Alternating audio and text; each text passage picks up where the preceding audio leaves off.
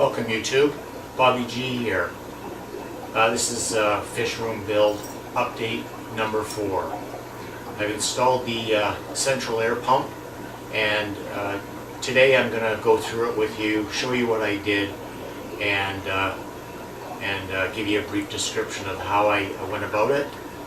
And I really like it. It's come out really good. So let's talk.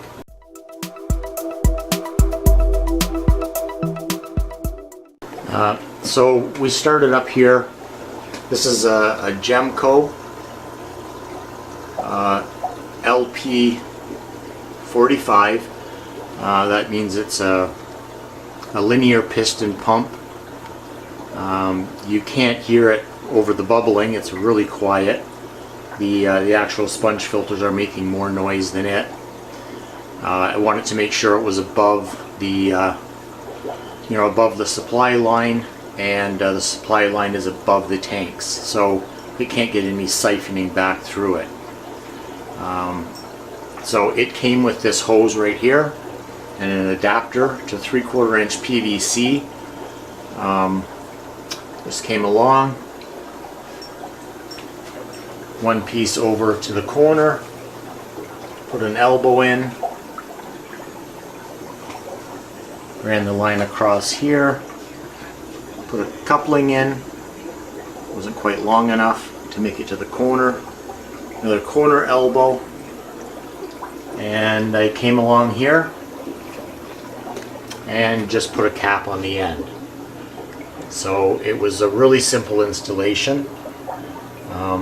If I go a little bit slower, you can see the taps that I've put in.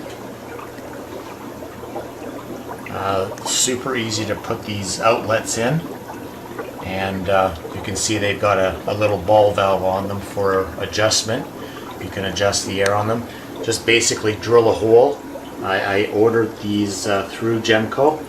Just drill a hole in the pipe on the bottom, and these thread right in place. You just put these right in your drill and then drill them in. So as I said, I mean, I'm super happy with how this has turned out. This line, this black line here, actually, I've got it running down to a manifold, and the reason is because before a day or two ago, I had 5 filters sitting here, and I had one over here. The reason I had so many is because I'm seeding them for new tanks. And since then I've had the need to use a couple of them. One is down here in this little fry tank that are all Eureka Red, and I had to set up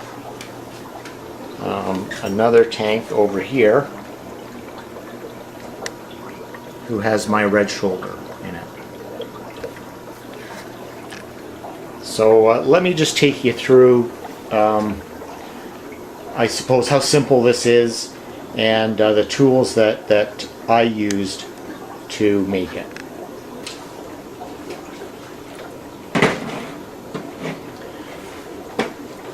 Alright, let's have a look at the tools that I used for the project. I need a level. I also had a long board, an 8-foot board that I held up against the wall and drew straight lines with. Tape measure, of course. I have a pipe cutter, although if you don't have one of these, you could use any kind of saw to saw through it. They don't have to be perfectly square cuts. A marker, a drill, and in my case I used an impact drill also. You don't have to have that. You can screw that was just to screw the brackets onto the wall. So you could do that with a screwdriver. The supplies that I bought were 4 lengths of this PVC conduit. It's cheaper than the PVC water tubing because I mean, the water tubing is what they call potable, which means you can drink the water out of it. This conduit is not potable, but it's exactly the same size. It happens to be gray, whereas the other stuff is white.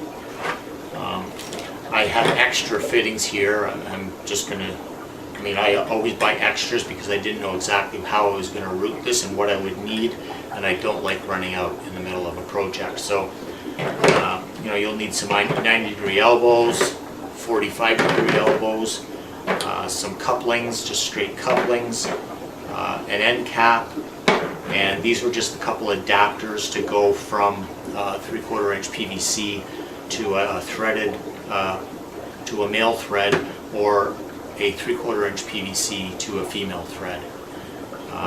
When I bought all this stuff, I wasn't sure what came with the pump. It came with one of these, and so therefore I didn't need either of them. I also bought a union, which I didn't know if I needed it, but I thought I would buy it and just return the stuff that I don't need. I also bought a bag of conduit brackets, and so the project pretty much goes like this. You would measure out the length of tubing or pipe that you need. Let's see if I can get this in the camera here. This is just for demonstration purposes, of course. And you know, you would put your mark on the pipe,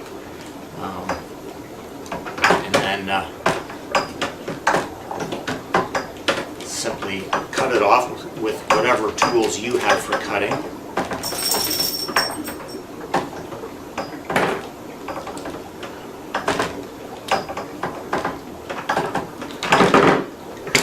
And that's how easy that is.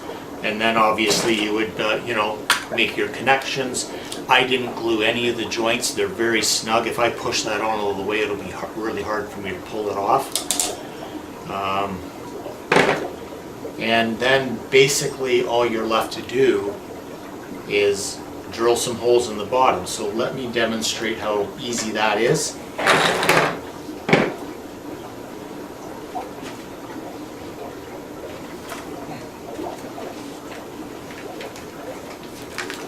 So I bought a package of 25 of these air valves.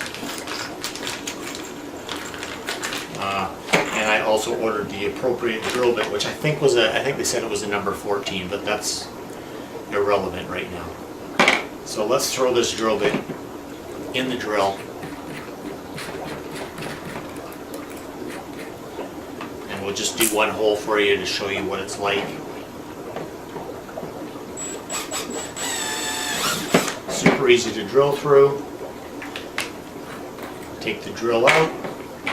And then on the valve body here, you'll have to swivel this lever so that it's square or close, so that you can get, I'm not sure, yeah, so that you can get the fitting in the drill far enough that it's true, that it spins true.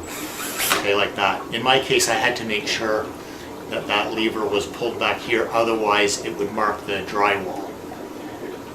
And then all you need to do is place that on there, square, and slowly screw it in there until it's all the way. You don't have to get it precise when doing that. Undo the chuck, and there you have it. It's that simple. Okay, and so there you have your air valve in and ready to go. The cost of this project for me, the air pump, including exchange from US to Canadian dollars, the shipping, that was $300 for the air pump and the air valves, and about it would have been less than $50 for the supplies from Home Depot that I used. Probably closer to $40. And so for under $350, you can have a system like this. I don't have experience with any other central air pumps, so I can't compare, but certainly this Jemco is a really sweet unit. It's super quiet, and so if you have to install an air pump right inside your fish room, where you know, noise might be a consideration, I would highly recommend the Jemco. Thank you for joining me today. I hope that you found this video useful, and as always, make your today fantastic.